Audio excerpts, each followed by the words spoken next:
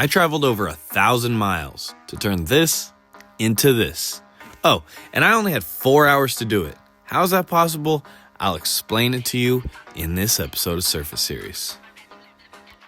Yo, what up, everyone? Welcome back to another episode of Surface Series. I'm your host, Jordan Shea. This is j.sprays, and this is a show where I show you what goes on in making sports happen. And today, we're getting blacked out. You heard me right. We're getting blacked out today, and what I mean by that is we're going up to a baseball training facility up in Fresno, California, and they have some green artificial turf down there that's a little beat up, and I'm blacking it out for them. So we're just completely covering all the green there. We're going over to the Clubhouse in Fresno, California, because they have a nice weight room right there. They have a nice batting cage and just pretty much everything you could possibly need for baseball. But they just didn't like the way their turf looked. So we are going over there to just completely cover it and put that little j.sprays touch on it. You know what I'm saying? So this is a cool one because I like seeing all like the numbers and the hash marks and the lines. You heard me right. They have football turf down there over at the baseball facility. So they want it all covered. And it's pretty satisfying to me to see everything get covered, first of all, but also the little markings all over the turf to watch those get covered piece by piece. So this whole thing was fun for me. And I mean, the whole story of how I even like got there was not expected, but I'm really glad that it happened. So I'll get into all that as soon as we get to this paint job right now. So let's just get to it so I can start telling you everything from start to finish and show you this process. So let's get to it. Here is the workplace, and this is the last time that this turf's ever going to look this green and white because we are blacking this entire thing out. You heard me right. So obviously, this was football turf at some point. I don't know where you got it from. I don't know if it was recycled or bought brand new. I really have no idea. But it doesn't matter because my job is to come in here and black this thing out. So why am I always in Fresno? It seems like I'm always up in Northern California. Well, it just happens to work out that way sometimes. I don't mind it at all. I'm from Southern California. And whether you're familiar with how far of a drive everything in California is, it's not close.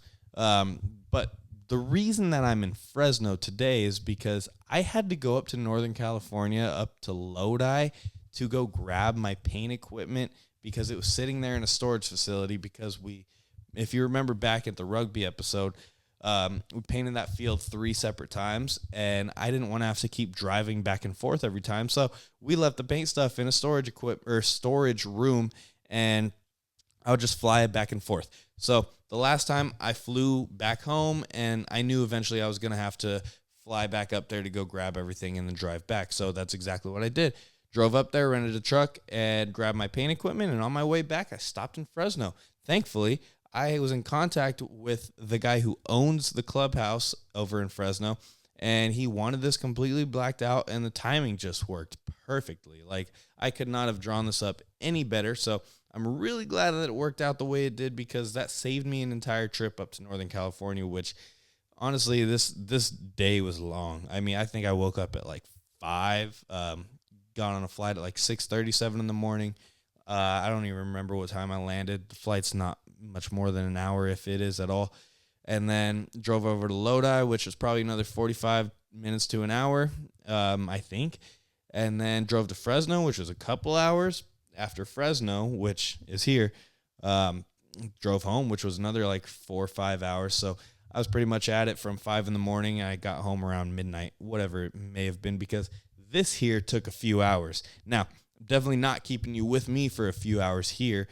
So I was able to make cuts and everything just to make sure everything got in this video and you guys don't have to sit here all day with me. But I mean, if you like it, then cool. I'm glad that you guys are here watching this video right now because this is what I do it for. I really want to show you guys like the entire process of everything. So this process specifically reminded me exactly of a football end zone without the artwork. Now, I do still consider this artwork like if you've ever seen like somebody with a blacked out tattoo, like whether it's their arm, their neck, their leg, whatever it may be, that is still art in itself because while it is black, while you're just making everything the same color, you can definitely make it look streaky. You can definitely make it look uneven. So I do still consider it artwork. Now, I'm not putting in like a super creative design or anything, but I'm still trying to make everything even. And don't get me wrong, this job was not perfect, and I'll get to that in a little bit of why it wasn't perfect and why there were some complications. I mean, it kind of seems like a lot of these jobs or these recent episodes I've had a little bit of complication, but that's okay because we work through it. And what happened here, actually, you know what? I'll just tell you right now. I'm not scripting any of this. I'm just saying it off the top of my head. I don't really want to forget. So what happened with this is the owner of the facility, he already had some paint, and he definitely had to order more. But this is permanent turf paint. So this is permanent black paint for the artificial turf, exactly what it's meant for. But it wasn't enough. If I'm being completely honest, it wasn't enough paint. I usually like to be the one to order the paint myself, so in case there is anything wrong, it's on me. But it just, in this case, I'm not saying like the job didn't get done. The job definitely got done, and you'll see that at the end. And I love the way that it looks when it's blacked out. So it just could have been a little better. It could have been a little better. Longevity wise, it would have lasted longer. But what I had to do, I really had no choice in this case, was I had to water the paint down a little bit. Now, this paint is not meant to be watered down. Some of it is. Like natural grass paint, yeah, a lot of it, you're supposed to mix it with water. This paint, different story. This paint was not meant to be watered down, and I had to. So you can't really tell. You're not going to be able to tell while I'm painting. It's going to look good. It will look good. I promise you that. But, yeah, like I said, it just got watered down a little bit. There's complications a lot of the time in business and jobs, and pretty much anytime you're doing a laborious type of work. But I mean, like we said, we worked through it. This job was done a few months ago now, and it still like hasn't need to be repainted. It might just be repainted a little sooner than it would have if we had enough paint.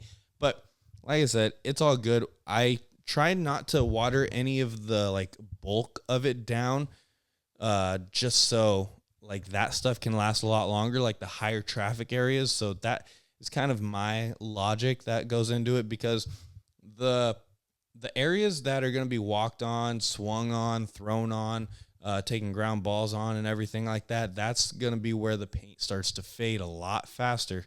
And the reason that it might fade even faster than that is it being watered down. So I did use the more watered down paint on the perimeter a little bit.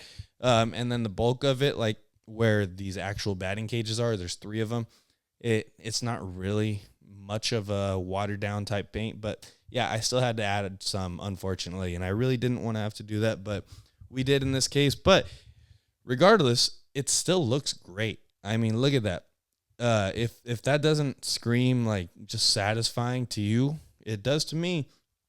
Just seeing this black just keep getting moved all around it. So yeah, I hope you guys enjoy this as much as I do, and I hope you guys don't mind hearing my voice talking, because I'm just kind of talking about the thoughts that are going up in my brain right now. Now, this was hot. It was hot at this time up in Fresno. I mean, my God, I think I complained about this last time I was in Fresno, just telling you guys how hot it was. And like I said, whether you're listening in a hot place or not right now, I mean, we're in November, so hopefully it's not hot where you're at. But this was definitely in the summer in Fresno in a warehouse. My God, it was brutal. One thing that's cool about when I get to go do these trips is that I tend to get in connection with field managers just throughout the state of California, or pretty much throughout the country, honestly. And I love that part of it. I love the aspect of I have a community, this community that I'm part of, and that if you are listening and you're part of, it's awesome. Just being able to go check out all these different stadiums.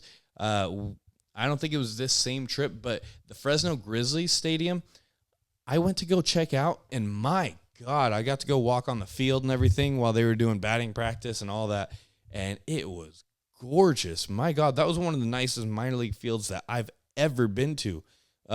Fresno State was cool too. I liked going to Fresno State's football stadium, but holy shit. Fresno Grizzlies have a beautiful baseball stadium, especially for a minor league park. So if you're ever in Fresno, I highly recommend going to a Fresno Grizzlies game. And I only say that because we're in Fresno right now, and we're blacking this whole thing out. So in case you're somebody that needs to go get some work done over and you play baseball, go to the Clubhouse, maybe go to a Fresno Grizzlies game after that. And then I went over and had some nice mariscos. I don't remember the name of the place. I'm not necessarily plugging anywhere, but there was some nice mariscos over there. Get some ceviche, aguachile. If you're not too familiar with what that is, I best see you getting some soon. It's like marinated shrimp, fish. It's marinated in like lime juice and stuff. I'm not gonna explain what ceviche is right now, especially, but it's one of my favorite foods of all time. Ceviche aguachile is amazing to have on a hot day, that's for sure, especially after one of these paint days. My God, but I think after this, I probably just got in and out or something like that. Because I had, like I said, I had to drive another few hours to get home. And then the next day I had work. Because I think this was a Sunday. So I woke up to go get myself on the flight, which thankfully I don't live super far from the airport. And then the next part of the trip wasn't too far away from the airport where I landed to, and getting the rental truck wasn't terrible. But, I mean, it seems like I have a problem almost every single time I get a rental car, no matter where I go. For some reason, whether it's a home or whether it's when I'm away, it's annoying. I mean, this time, so thankfully I caught it pretty early, but I was driving out of the lot, and as I was driving, the truck that they first gave me, the check engine light came on. I'm like, hell no, I'm not driving a truck with a check engine light all the way from Sacramento down to Lodi, California, down to Fresno, and then back down over here where I live. No, not driving a check engine light from Sacramento to LA. So that was brutal. But thankfully, they didn't give me too much trouble. They weren't really excited to give me a new truck that day, but they did, obviously. Like, I don't know why they wouldn't. But anyway, thankfully, I got the truck that I needed to. I was able to go get this paint job done, and hopefully they're still enjoying it over there. If you or anybody you know goes to the Clubhouse, I want to hear what you guys have to think about this turf, because, I mean, I think it was great. You see that bucket right there? It was empty, all right? So if you're going to say anything about it, go ahead, whatever. But it was an empty bucket, and, yeah, my hose was tangled up. Oh, well. But almost at the end. See, I started off on the outsides of it, and then I got the bulk of it, and I made sure that I left myself a path to walk the entire way because I didn't want to be walking on the wet paint. So now I'm finally closing myself off. I will go back to the other side and get an aerial view type of shot so you guys can see the entire turf after that. But, yeah, I had to make sure I left myself a path, which is what we were working towards this entire time, because one thing that really shows whether you're a rookie or not is if you block yourself in when you're painting. And I learned that, not saying I learned that the hard way, but I have seen people mess up like that, especially in an end zone where you really can't track any paint. Yeah, that was brutal. So I'm glad that I have learned that lesson, and here it is. That was the end of the paint right there. This is what it looks like. I'll give you another view in just a second here, but tell me, what do you think? What do you think of this? All blacked out. Remember when it was green and white? There we go. That was a satisfying one for me to do because I like seeing something that you know is going to be changed and just start covering it piece by piece. And then I definitely had, like, it might have just looked like I was coloring the entire time, which I guess I was, but there's a little bit of strategy involved in terms of not blocking yourself into a certain spot, and then the paint and everything, all that. There is strategy that definitely goes into that, and I had to take all of that into consideration, but I hope you guys enjoyed it. No, I would love to know what you guys thought about it, whether you guys would have kept the turf there, whether you would have done something different, or called me to black it out like they did over there. So it really just depends on preference, whatever you would like. I prefer being able to go do that, especially I'll go paint anytime I get the chance to. But yeah, I want to know what you guys think of it. If you guys would have done anything differently, if you guys thought I should have done something different, or if you like what it was. So I don't know. Whatever your thoughts may be, like and subscribe, please, and comment them down below. Whatever you got to do to help me out, because I want to help you guys out by giving you more stuff, right? And then if there's anything else you guys want to know, like, feel free to ask me, seriously, all the time. Check it out. I always post like the clips of these all throughout my other platforms, TikTok, Instagram, YouTube, and even like LinkedIn and stuff. So if you like what you see, subscribe. If you're already subscribed, thank you. And I look forward to seeing you guys again next week. So peace out. See you later.